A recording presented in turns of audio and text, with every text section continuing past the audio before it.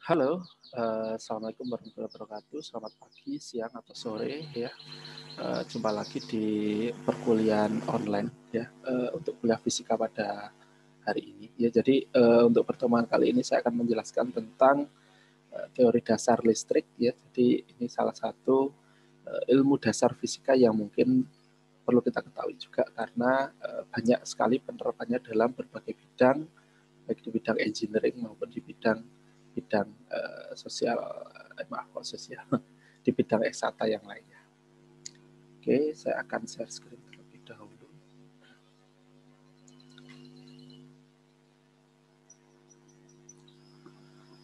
Oke, ya. Sekarang kita membahas tentang sebenarnya ini nanti akan dibagi menjadi beberapa materi tambahan ya. Jadi materi-materi subbabnya lah istilahnya ya. Kalau bab dasarnya adalah listrik dan magnet, tapi untuk pertemuan hari ini kita akan membahas dulu tentang apa itu listrik statis ya. Oke, berbicara tentang listrik, maka kita tidak bisa lepas dengan yang namanya muatan listrik ya. Jadi muatan listrik di sini kalau kita lihat pada gambar tersebut ya, gambar yang sedang teman-teman lihat di sini, ini adalah salah satu efek ya. Salah satu wujud bahwa muatan listrik itu ada gitu, ya. Jadi ini ada namanya generator ya, Van der Waals kalau nggak salah sih. Coba nanti dicek kembali. Jadi apabila generator tersebut dioperasikan, maka apabila kita menyentuhnya, maka karena adanya efek listrik statis itu tadi ya, ada efek listrik statis, kemudian timbullah muatan listrik, maka yang terjadi adalah bulu-bulu ya, rambut, kemudian bulu di tangan itu juga bisa berdiri seperti ini. Ya, ini adalah salah satu wujud dari adanya muatan listrik. Oke, kemudian kalau kita berbicara tentang listrik, maka kita juga tidak bisa lepas dari hal yang paling dasar yang ada di hal yang paling kecil yang ada di dunia ini ya, yang masih bisa diketahui, yaitu adalah teori atom.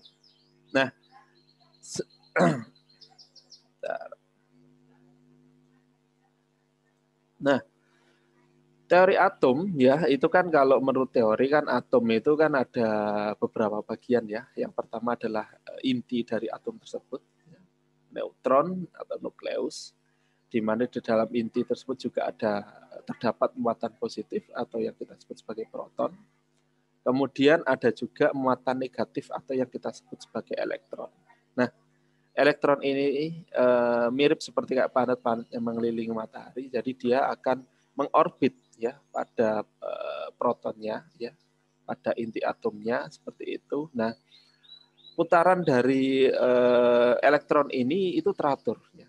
Jika pada kondisi yang ideal dia akan berputar teratur ya. Dalam artian dia tidak akan belok kemana-mana. Ya, nanti akan saya jelaskan kenapa bisa seperti itu. Oke, kemudian ada juga kalau yang awal tadi katakanlah elektron yang ideal gitu ya, yang kalau kita lihat dia jumlah proton dan elektronnya sama. Kemudian yang kedua ini adalah ada elektron bebas, yaitu elektron yang berada di luar ikatan dan dapat beredar bebas ya dengan adanya gaya dari luar. Kita lihat ini yang di sebelah kiri, di sini ada proton sebanyak 7, elektronnya sebanyak 6. Kemudian kita lihat di sini awalnya di sini ada proton sebanyak 7 ya, tapi elektronnya sebanyak 7 pada awalnya ya. Kemudian di sini ada 6 ya, atau mungkin bisa jadi di sini protonnya 7, elektronnya 8. Kemudian di sebelahnya protonnya 7, elektronnya 6. Artinya apa? Artinya atom yang sebelah kiri ini mengalami yang namanya ion negatif ya. Ion positif atau ion negatif. Sorry ya. Ion positif karena dia kekurangan elektron seperti itu. Nah, ini ibarat seperti kayak gini. Kalau dia mempunyai muatan positif sebanyak 7, kemudian muatan negatifnya atau elektronnya cuma 6, berarti energinya itu berlebih gitu. Jadi energi yang dipunyai oleh proton tersebut itu kan mampu untuk menarik sebanyak jumlah proton tersebut. Kalau protonnya 7 ya digunakan untuk menahan elektron sebanyak 7 gitu, supaya dia tetap berputar pada orbitannya. Kalau kurang, artinya kan berlebih. Karena energinya berlebih, maka dia akan menarik elektron dari atom di sebelahnya. Seperti itu. Karena apa? Karena yang sebelah kanan misalnya dia kelebihan elektron, maka energinya cukup lemah untuk menahan itu.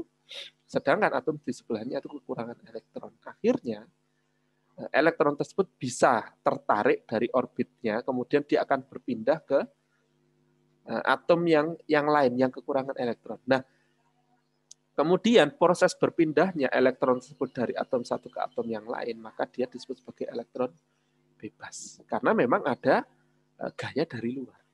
Seperti itu ya. Oke.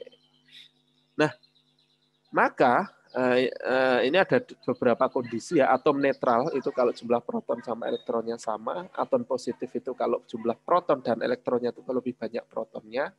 Kemudian atom negatif itu kalau lebih banyak elektronnya. Nah, kalau kondisinya seperti ini yang ion negatif atau atom negatif itu pasti akan ketarik oleh yang atom positif karena dia kekurangan kelebihan elektron dan ini kekurangan elektron. Seperti itu. Nah, proses berpindahnya elektron dari atom satu ke atom lain dia kan ngalir terus gitu. Seperti itu. Perpindahan elektron juga bisa dipicu oleh faktor eksternal ya. Selain gaya itu ada lagi pemicunya. Nah, proses perpindahan dari elektron itu dari satu ke atom lain dan itu jadi terus-menerus, maka itu yang disebut sebagai aliran elektron atau kita sebut sebagai aliran listrik. Jadi kalau elektron itu tidak berpindah-pindah, maka ya tidak ada aliran listrik. Tapi kalau elektron itu berpindah terus-menerus, maka kita sebut sebagai aliran listrik. Jadi itu ya. Oke, kemudian elektron itu kalau kita lihat dari teori penghantar ya, maka kita bedakan menjadi tiga macam ya. Pertama konduktor ya. Konduktor itu kan kalau kita definisikan secara umum adalah penghantar yang baik kan gitu ya. Tapi istilah lain yang kita kaitkan dengan elektron, maka konduktor itu adalah sebuah bahan atau material yang memiliki elektron bebas yang dapat mengalir. Dia itu mudah sekali mengalir. Contohnya tembaga, besi, emas. Jadi elektron di dalamnya itu apabila kedua ujungnya kita berikan semacam pemicu, maka elektronnya juga akan sangat mudah mengalir. Kemudian yang kedua adalah isolator atau insulator ya. Itu elektron terikat oleh atom sehingga sulit mengalir. Jadi elektronnya itu terikat erat gitu ya pada atomnya sehingga pada saat kita picu pada kedua ujungnya pun juga susah untuk mengalir sehingga cocok sebagai isolator. Kemudian yang ketiga adalah semikonduktor, itu bahan yang memiliki sifat listrik antara konduktor dan isolator. Jadi secara ini ya hambatan jenisnya. Jadi teman-teman coba cari tadi nanti hambatan jenis itu bentuknya rho gitu ya. Nah, itu dia mempunyai nilai itu di antara konduktor dan isolator. Ya. Contohnya adalah silikon dan germanium. Ini adalah material semikonduktor yang banyak sekali digunakan di bidang kelistrikan atau di bidang elektronika. Ya, mungkin sekedar contoh aja sensor-sensor yang beredar sekarang di pasaran, kemudian ada komponen seperti IC, prosesor, transistor dan sebagainya, itu merupakan komponen yang berbahan dari semikonduktor. Ya, kebanyakan silikon dan germanium karena itu memang material yang jumlahnya itu cukup melimpah. Oke, kemudian penamaan muatan positif dan negatif ya. Jadi beliau adalah ilmuwan yang sangat berjasa dalam teori listrik ya. Benjamin Franklin ya memberi nama positif dan negatif terhadap jenis muatan listrik. Ya memang ini beliau memberi nama. Jadi apabila ada katakanlah percobaannya dulu misalnya ada sebuah rubber gitu ya digantung dengan posisi setimbang. Kemudian kita dekatkan material yang tidak sejenis, dalam artian ini misalnya kaca gitu ya. Pada saat didekatkan ternyata ada efek tarik-menarik. Ya. Jadi ada gaya tarik antara karet dengan gelas tersebut. Nah, pada saat itu beliau mungkin berpikiran apakah ini magnet gitu ya. Ternyata bukan, karena ini bukan magnet. Maka beliau melihat, oh ini mungkin muatan listrik kan gitu ya, muatan listrik. Makanya karena tarik-menarik berbeda jenis material, maka dinamakanlah positif dan negatif. Nah, kemudian kalau sama, ya dalam artian misalnya rubber dengan rubber didekatkan, maka akan cenderung terjadi gaya tolak-menolak antara keduanya. Nah, saya kira kalau berbicara masalah muatan listrik, teman-teman saya yakin sudah pernah melakukan ini semua, ya, menggunakan mika, menggunakan penggaris, menggunakan pokoknya bahan yang terbuat dari plastik, ya, kita gosok-gosokkan, ya, nanti bisa didekatkan di rambut atau di potongan-potongan kertas, maka akan tertarik karena ada semacam jenis muatan yang berbeda antara dua material yang berbeda, sehingga menurut teori sebelumnya tadi maka akan saling tarik menarik. Oke, selain itu ya muatan listrik, karena tadi Benjamin Franklin itu masih sebatas ada efek tarik menarik, tolak menolak, kemudian hanya merumuskan bahwa ini ada gaya tarik. Nah, maka teori tersebut dilanjutkan dan kemudian akan berlanjut menjadi sebuah hukum yang kita sebut sebagai hukum Coulomb, ya, Coulomb, ya. Itu adalah fisikawan dari Prancis, ya, yang bisa menghitung besarnya gaya antara kedua buah muatan, baik yang tarik menarik maupun tolak menolak. Ini hukumnya sudah sangat terkenal, ya, dengan persamaan sebagai berikut, ya.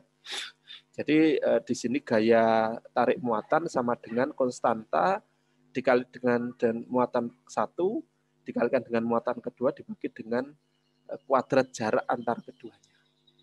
Ya, misalnya ini adalah Hi1, itu berarti adalah muatan 1, satuannya Coulomb. Kemudian Hi2 itu juga sama, satuan Coulomb, antara keduanya terjadi gaya, ya.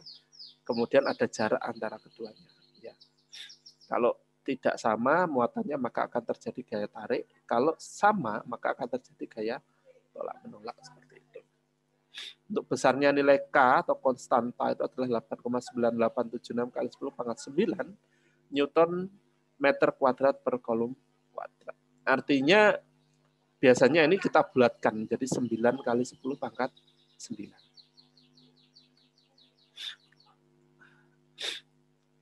Oke, kemudian ini adalah gaya listrik, ya, antara elektron, proton, dan neutron, bisa dilihat di dalam tabel. Kemudian ini adalah jumlah muatan dasar N, ya, Hi per E, jadi itu nanti ada jumlah muatannya diketahui dibagi dengan muatan dasarnya. Kalau elektron ya negatif, ya, karena dia muatan negatif maka nilainya negatif. Kalau proton positif, seperti itu, ya. Untuk nilai charge-nya atau nilai muatannya saya kira sama, ya. Kemudian untuk masanya ya ini kecil sekali, ya. Nggak usah dibayangkan, ya, 9 kali 10 pangkat minus 31 kg. Sangat kecil sekali. Oke, sekarang kita coba untuk yang soal yang pertama, ya. Dua muatan titik masing-masing sebesar 0,05 mikrokulom dipisahkan pada jarak 10 cm. Ya. Jadi ini ada dua buah muatan sama nih, besarnya 0,05 mikrokulom. Nah, kalau ada karena tidak ada keterangan tanda negatif, maka otomatis ini adalah muatan positif, gitu, ya. Kemudian tentukan A besarnya gaya yang dilakukan oleh satu muatan pada muatan lainnya, kemudian yang B jumlah muatan dasar pada masing-masing muatan. Oke, ini pembahasannya, ya. Ini ada Hi1, Hi2. Besarnya sama-sama 0,05 mikrokulom, ya. Ini sorry, ini kurang simbol mikro di sini, ya. Jaraknya 10 cm. Kemudian ini kita hitung berapa gayanya, kan. F sama dengan Q1 kali Q2 kali K, ya. K kali Q1 kali Q2 per R kuadrat. K-nya 9 kali 10 pangkat 9. Kemudian Q1 0,05 kali 10 pangkat min 6 karena mikro, ya. Sama, ya. Kali 0,05 kali 10 pangkat min 6 per 0,1 kuadrat. Karena ini 10 cm, kita jadikan meter, ya. Jadi 0,1 kuadrat sama dengan 2,25 kali 10 pangkat minus 3 Newton. Jadi ini adalah jarak antara gaya tarik-menarik yang timbul di antara kedua buah muatan tersebut sebesar 2,25 kali 10 pangkat minus 3. Kemudian jumlah muatan dasarnya tadi ya, N sama dengan Q per E. Jadi muatan dasarnya 0,05 itu jumlah muatan dibagi dengan jumlah muatan dasar yang E tadi ya.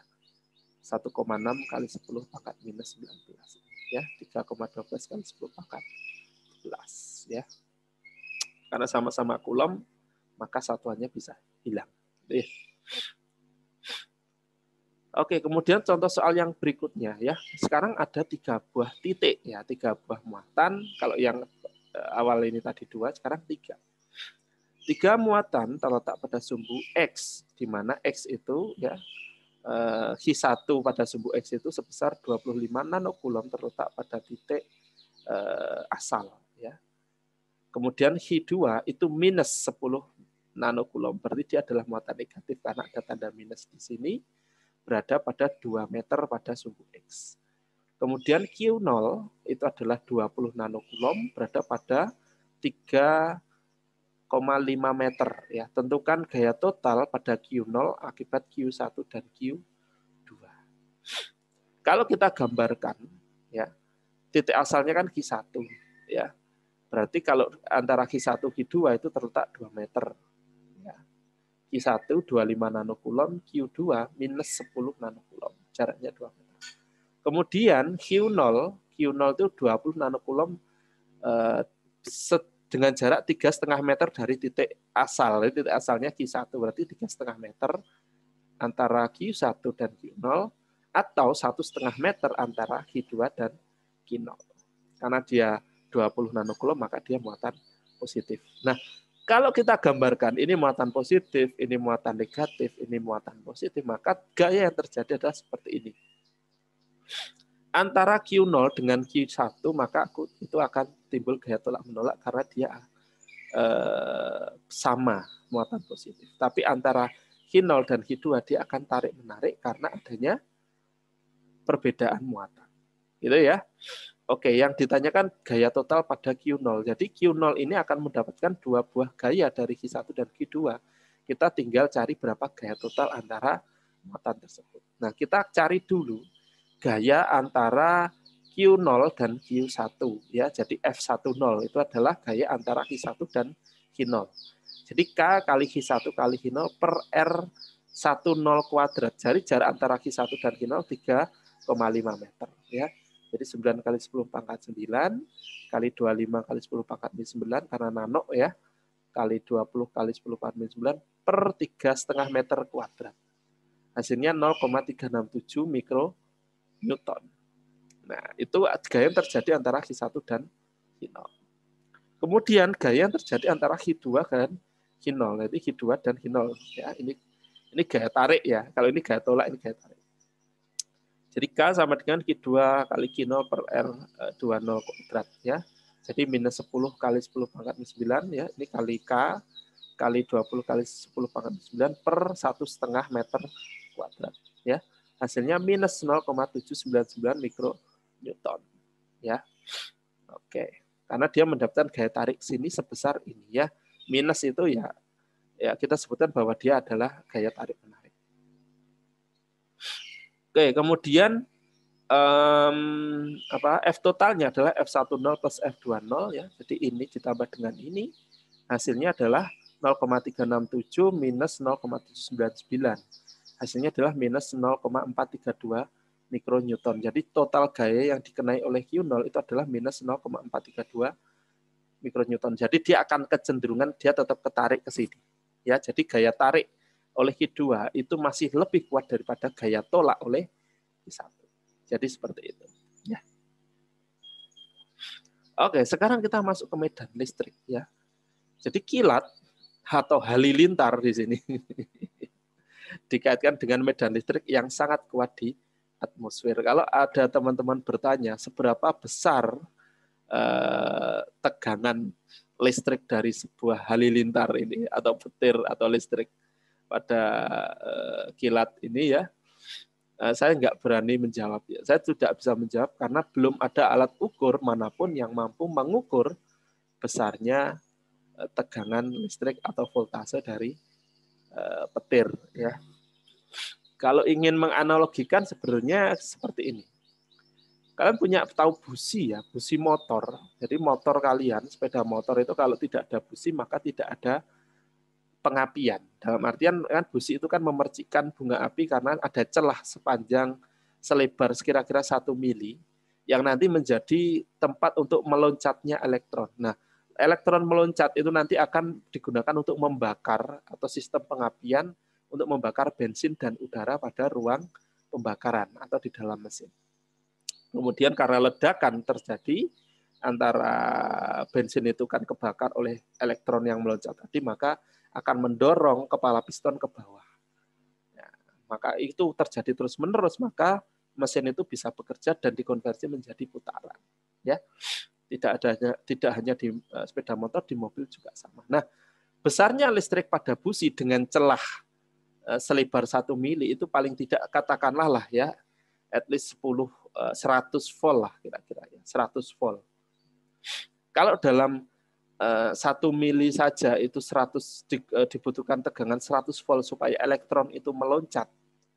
Nah, kita lihat sekarang petir. Petir itu antara langit dan bumi itu berapa kilometer? Kalau kita konversikan, kalau 1 milimeter itu butuh 100 volt. Kalau loncatan elektron dalam bentuk petir ini katakanlah tinggi 2 kilometer aja misalnya, atau 3 kilometer atau 3.000 meter, konversikan menjadi mili kalikan 100 volt. Ya kira-kira sekian juta volt lah kira-kira, atau sekian miliar volt. Itu analogi saya ya, itu analogi saya. Ini bisa jadi salah gitu ya. Cuma kalau ditanya berapa tegangan petir, Pak, ya besar gitu aja. Jangan sampai kalian kena petir gitu aja. Kecuali kalian Thor gitu ya, di bawah petir gitu ya. Oke, apa itu medan listrik ya? Jadi medan listrik itu mirip-mirip definisinya dengan medan magnet. Kalau medan magnet itu kan area di sekitar magnet yang masih mempunyai sifat kemagnetan. Nah, kalau medan listrik artinya ya area di sekitar muatan listrik yang masih mempunyai sifat kelistrikan. Itu disebut sebagai medan listrik. Nah, besarnya medan listrik itu kita bisa cari ya. E sama dengan adalah gaya listrik dibagi dengan muatan. Ya, itu untuk mencari besarnya medan listrik. Oke, jadi garis medan listrik itu mirip-mirip sih sebenarnya sama medan magnet, hampir mirip ya. Kalau dia sejenis gitu, dia tidak sama muatannya, maka akan timbul tarik-menarik antar keduanya, kira-kira seperti ini ya, garis gaya listriknya ya, garis gaya medan listriknya, dan itu panahnya arahnya keluar ya, kalau positif itu keluar, negatif itu masuk ya. Ya itu kesepakatan aja, penamaan ya, penyimbolan. Jadi tidak bisa dilihat, cuma ya kita kesepakatannya seperti ini. Nah, kalau kutubnya sama, kalau muatannya sama, misalnya positif atau negatif, maka akan tolak-menolak ya. Jadi sebenarnya alam itu sudah menunjukkan bahwa dari hal yang paling kecil di dunia ini adalah atom, ya. Itu kalau sejenis itu pasti tolak-menolak gitu ya. Kalau dia tidak sejenis ya, dia akan tarik-menarik. Ya, tahu dong maksud saya artinya apa. Jadi kalau dari hal yang paling kecil kodratnya, kalau dia sejenis pasti akan tolak-menolak gitu. Ya, seperti itu. Ya. Oke, kemudian potensial listrik ya. Potensial itu kan kayak gaya tarik juga ya. Kayak potensial gravitasi itu terjadi karena adanya gaya tarik bumi. Ya. Magnet yang besar pada inti bumi itu menarik ya, bahkan sampai ke benda-benda langit dan lain sebagainya, sehingga kita bisa tetap berdiri tegak itu karena adanya potensial gravitasi. Nah, kalau potensial listrik ini kan terjadi karena adanya perbedaan muatan ya antara ya positif negatif. Intinya kan gitu aja ya.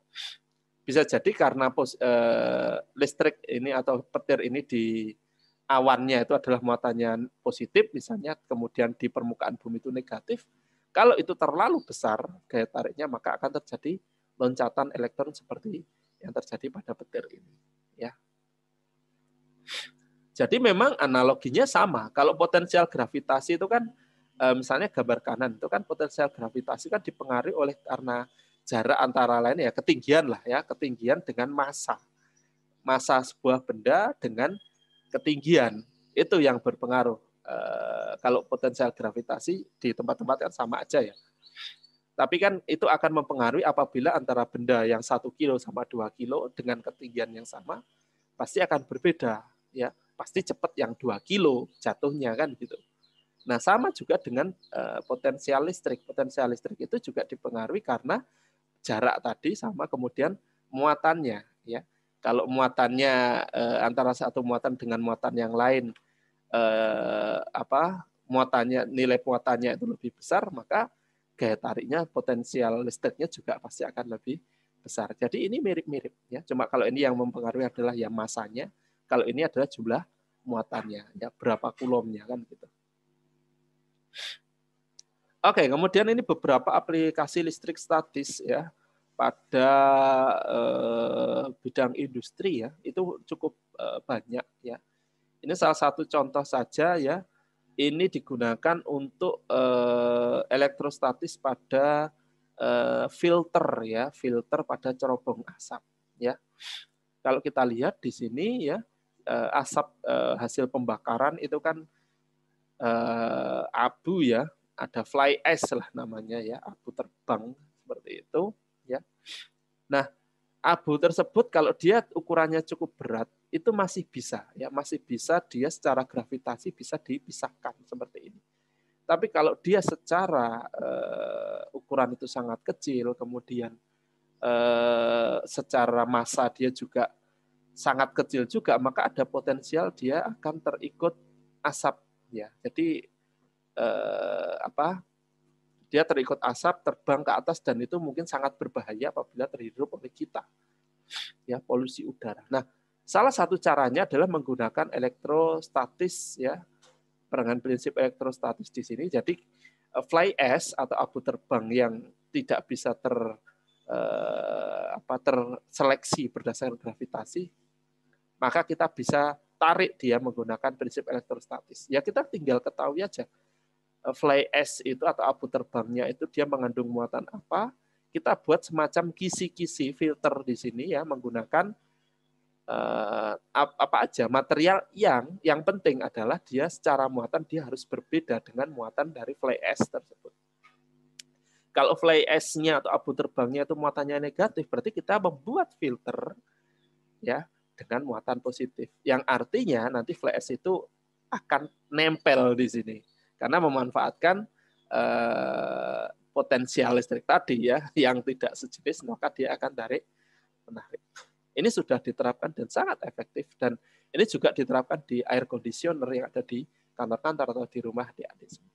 Ya, seperti itu. Kemudian bisa juga untuk di bidang printing itu juga memanfaatkan itu ya. Jadi kertas sama tinta ya yang mempunyai muatan yang berbeda sehingga tinta tersebut akan sangat mudah nempel pada kertas seperti itu. Dan yang lain-lain. Oke, saya kira itu untuk materi listrik statis pada hari ini. Kita ketemu lagi di pertemuan berikutnya. Wassalamualaikum warahmatullahi wabarakatuh.